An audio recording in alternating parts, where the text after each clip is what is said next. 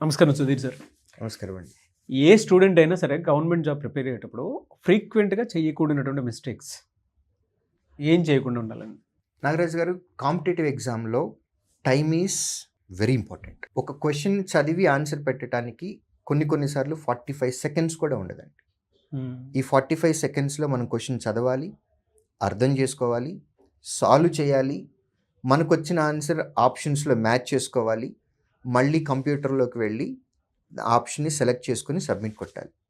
ఈ ప్రాసెస్ మొత్తం 45 సెకండ్స్‌లో అవ్వాలి. సో ఇక్కడ కాంపిటేటివ్ ఎగ్జామ్‌లో సక్సెస్ రావాలి అనంటే ఏం చెయ్యాలో తెలియాలి, ఏం చెయ్యకూడదో కూడా తెలియాలి. What to do is important, what not to do is also important. Question బాగా లెందీగా ఉంది, అసలు క్వెషన్ చదవటం మానేయమంటాం. స్కిప్. క్వెషన్ చదవటం స్టార్ట్ చేశాము, ఒక లైన్ చదివిన తర్వాత జీవితంలో ఫర్ ద ఫస్ట్ టైం నేను ఇలాంటి క్వెషన్ చదువుతున్నాను అనే ఫీలింగ్ నాలో వచ్చింది. మిగిలిన క్వెషన్లో ఉన్న ఇన్ఫర్మేషన్ ఏంటో కూడా చదవద్దు. మీకు ఫర్ ద ఫస్ట్ టైం మీ లైఫ్లో అలాంటి క్వెషన్ చదువుతున్నాము అని అనిపించినప్పుడు మిగిలిన డేటా చదివితే మీకు ఏమొస్తుంది టైం వేస్ట్ కాకుండా? స్కిప్. మీ స్ట్రాంగ్ ఏరియా ఏంటి, మీ వీక్ ఏరియా ఏంటి అనే దాని మీద మీకు చాలా క్లారిటీ ఉండాలండి. ఫర్ ఎగ్జాంపుల్, నాకు ఏరియాస్ అండ్ వాల్యూమ్స్ రాదు. నేను క్వెషన్ చదవటం స్టార్ట్ చేశాను. ఏరియాస్ అండ్ వాల్యూమ్స్లో కూడా నాకు స్క్వేర్, రెక్టాంగిల్, సర్కిల్, ట్రయాంగిల్ ఇవి తెలుసు. వీటి మీద ఎలాంటి క్వెషన్ వచ్చినా నేను చేయగలను. మిగిలిన వాటి మీద నాకు నాలెడ్జ్ లేదు అనే విషయం నాకు తెలుసు. ఇప్పుడు క్వెషన్ చదవటం మొదలుపెట్టాను. What is the area of pyramid అని మిగిలిన డేటా కొంత ఏదో ఇస్తూ ఉన్నారు. ఏరియా అన్నారంటే areas and volumes chapter. Pyramid అన్నారు, నాకు పిరమిడ్ మీద నాలెడ్జ్ లేదు అనే విషయం నాకు తెలుసు. మరి మిగిలిన డేటా ఒక 2-3 లైన్లు ఇంకా ఉంది. ఆ డేటా చదివితే నాకేమొస్తుంది టైం వేస్ట్ కాకుండా? కాబట్టి వీక్ ఏరియా నుంచి క్వశ్చన్ వస్తే skip. 1 question 1 attempt, thumb rule you have to follow. నేను క్వశ్చన్ సాల్వ్ చేశాను. x = 10 వచ్చింది. అడిగింది x వాల్యూ. కింద ఆప్షన్లు చూశాను, 10 అనేది ఎక్కడా లేదు. నన్ ఆఫ్ దీస్ ఆప్షన్స్ అనేది కూడా లేదు.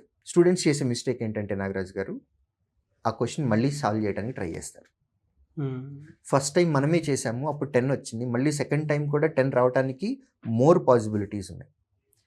1 question 1 attempt, thumb rule. Answer రాలేదా? స్కిప్. మనకు వచ్చిన ఆన్సర్ కానీ ఆప్షన్స్లో లేదు అంటే ఏదో తప్పు చేసాం, స్కిప్. సో ఇలాంటివి ఖచ్చితంగా ఫాలో అవ్వాల్సినవి ఉన్నాయి. కాంపిటేటివ్ ఎగ్జామ్లో మనకు ఉద్యోగం రావాలంటే వాళ్ళు ఇచ్చిన అన్ని క్వశ్చన్స్ సాల్వ్ చేయాలని కాదండి. ఇచ్చిన టైంలో అందరి కాంపిటీషన్లో ఉన్నప్పుడు వాళ్ళకంటే మనం బెటర్గా పర్ఫామ్ చేయాలి. సో మన టైంని మనం బాగా ఉపయోగించుకున్నాము అని అంటే మనం అందరినీ దాటి ముందుకు రావచ్చు. క్వశ్చన్ని సాల్వ్ చేసేటప్పుడు స్టాండర్డ్ మెథడ్ ఏవైతే ఉంటాయో, ట్రెడిషనల్ మెథడ్స్, నేను అర్థమెటిక్, ప్యూర్ మ్యాథ్స్ గురించి మాట్లాడుతున్నాను. ట్రెడిషనల్ మెథడ్స్ ఏవైతే ఉన్నాయో ఆ ట్రెడిషనల్ మెథడ్లో మాత్రం మీరు చేయటానికి ట్రై చేయకండి. If you are using a method which everybody else is using, what is the difference then? Okay, అందరూ వాడే మెథడే మీరు వాడుతున్నారండి, మరి వారికి మీకు తేడా ఏంటి? సో స్ట్రాటజిక్ మెథడ్ అవసరం. మీరు వాళ్ళని దాటి ముందుకు వెళ్ళాలి అని అంటే వాళ్ళు యూజ్ చేయనటువంటి మెథడు, వాళ్ళకంటే తక్కువ టైంలో ఆన్సర్ వచ్చేటటువంటి మెథడ్ మీరు పట్టుకోవాలి. అది ప్రాక్టీస్లో నేర్చుకోవాలి. So don't use a method which everybody else is using. ఇది నాలెడ్జ్ ఎన్హాన్స్మెంట్ కింద వస్తుంది. ప్రాక్టీస్ టైంలో ఇవన్నీ అలవాటు చేసుకోవాలి. ఇలాంటి స్ట్రాటజీస్ ఫాలో అయితేనే కాంపిటేటివ్ ఎగ్జామ్లో ఉద్యోగాలు తెచ్చుకునేటటువంటి 3-4% పీపుల్లో మనం ఉంటాం.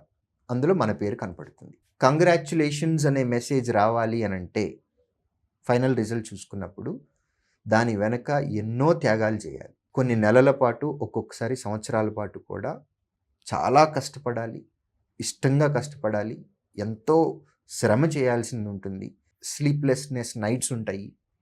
సో సక్సెస్ అనేది అంత ఈజీగా రాదండి. 100% మెంబర్స్ ఉన్నటువంటి కాంపిటీషన్లో if you want to fall under 3-4%, మీరు 3-4%లో ఉండాలి అని అనుకుంటే 96-97% మెంబర్స్ని మీరు క్రాస్ చేయాలి. అంటే వాళ్ళందరికంటే డిఫరెంట్ స్ట్రాటజీతో వెళ్ళాలి. వాళ్ళందరికంటే చాలా ఇంటలెక్చువల్ ప్రాపర్టీని మీరు ఎగ్జామినేషన్ హాల్కి క్యారీ చేయాలి. ఇంటలెక్చువల్ ప్రాపర్టీ మీరు ఎగ్జామినేషన్ హాల్కి క్యారీ చేయాలి అని అంటే దానికి ముందు మీరు ఎంత వర్క్ చేయాలి. సక్సెస్ అనేది ఈజీగా రాదండి. సక్సెస్ అనేది లక్ తోటి సంబంధం లేదండి. సక్సెస్కి షార్ట్ కట్స్ లేవు. మనం ఇన్ఫర్మేషన్ గెయిన్ చేసుకోవాల్సింది, మన నాలెడ్జ్ని పెంచుకోవాల్సింది, మన టెక్నిక్స్ని పెంచుకోవాలి, మన లాజిక్స్ని పెంచుకోవాలి. ఇలా అందరినీ దాటుకొని ముందుకు వెళ్ళే స్ట్రాటజీస్ ఏంటి అనేది మనం ఎగ్జామినేషన్ కంటే ముందే ప్రాక్టీస్లో మనం అలవాటు చేసుకుంటూ ఉండాలి. 2 చేతులు వాడటం కూడా ప్రాక్టీస్ ఆన్లైన్ ఎగ్జామ్లో. ఇది కూడా మ్యాటర్. భగవంతుడు మనకి 2 అద్భుతమైనటువంటి 2 చేతులు ఇచ్చాడు. రైట్ హ్యాండ్తో రాసేటటువంటి వాళ్ళని మౌజ్ లెఫ్ట్ హ్యాండ్తో ఆపరేట్ చేయడం ప్రాక్టీస్ చేయమని చెప్తాను నేను. లెఫ్ట్ హ్యాండ్ రైటర్స్ని మౌజ్ ఆపరేషన్ రైట్ హ్యాండ్తో చేయటం మొదలుపెట్టమంటాం. 200 క్వశ్చన్లు ఉండేటటువంటి ఎగ్జామ్లో 200 సార్లు మౌజ్ పట్టుకొని మళ్ళీ 200 సార్లు మౌజ్ వదిలి వెనక్కి తీసుకురావటం అంటే 400 సార్లు.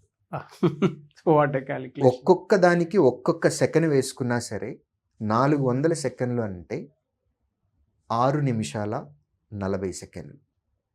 ఈ 6 నిమిషాల 40 సెకండ్లలో కనీసం 5 నుంచి 6 క్వశ్చన్లు చేయొచ్చు. అంటే ఇంత క్రూయల్గా ఆలోచించాలి నాగరాజ్ గారు. కాంపిటీషన్ అలా ఉంది. మన మైండ్లో 96-97% మెంబర్స్ని దాటి మనం వెళ్ళాలి అని అంటే సబ్జెక్ట్ ఒక్కటే కాదు, స్ట్రాటజీ ఈజ్ వెరీ ఇంపార్టెంట్. 2 చేతులు వాడటం కూడా ఒక స్ట్రాటజీయే. ఈ చిన్న స్ట్రాటజీని వాడితే ప్రిలిమ్స్ ఎగ్జామ్లో 3 నిమిషాల 20 సెకండ్లు సేవ్ అవుతుంది. మెయిన్స్ ఎగ్జామ్లో 6 నిమిషాల 40 సెకండ్లు సేవ్ అవుతుంది. చిన్న టెక్నిక్, 2 చేతులు వాడటం అలవాటు చేసుకోవాలి, ముందు నుంచి ప్రాక్టీస్ చేయాలి. సో ఇవన్నీ కూడా మనం చేయాలి. చేయకూడనటువంటి విషయాలు చెప్పాను, చేయాల్సినటువంటి విషయాలు కూడా చెప్పాను. Very detailing sir. స్టూడెంట్స్కి అర్థం అవుతుంది కూడా మీరు చెప్పే ప్రతి పాయింట్ వాళ్ళు ఎక్స్పీరియన్స్ చేస్తున్నదే. Thank you so much sir. Thank you.